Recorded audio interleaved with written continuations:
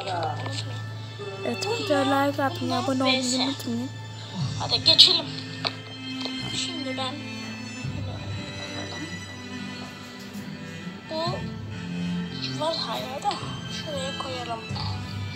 Şimdi el yapımımız deneyecek. Şöyle yapayım. Bu da el yapımı olacak. Şöyle. Bakın. Kamerada titremiş gibi gözüküyor da elim titremiyor. Çok. Neyse. Tamam. Hadi o zaman yapalım. Şimdi dışarıdan aldığımız. Ben telefonu dışarı alayım. Güzel yapıyor. Oh yeah.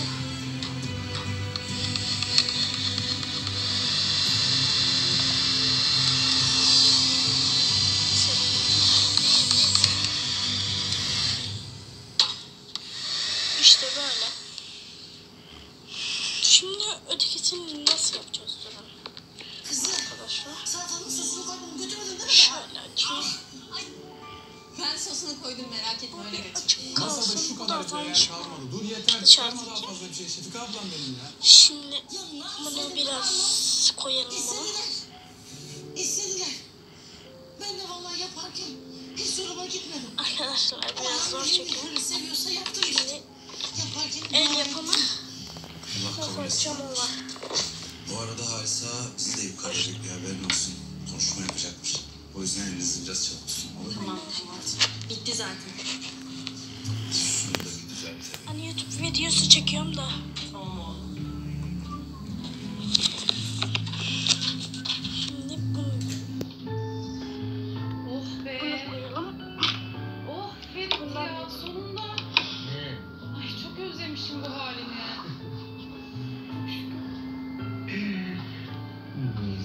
Evet. Normalde hani topu aynısı Ferit. bunlar. Ferit bir daha tarzı Normal değiştireceksin oldu. ama. Arkadaşlar kusura bakmayın da annem gelmişti.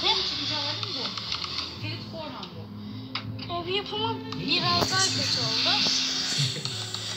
Yine de ama yine de iyi. Makine el yapımına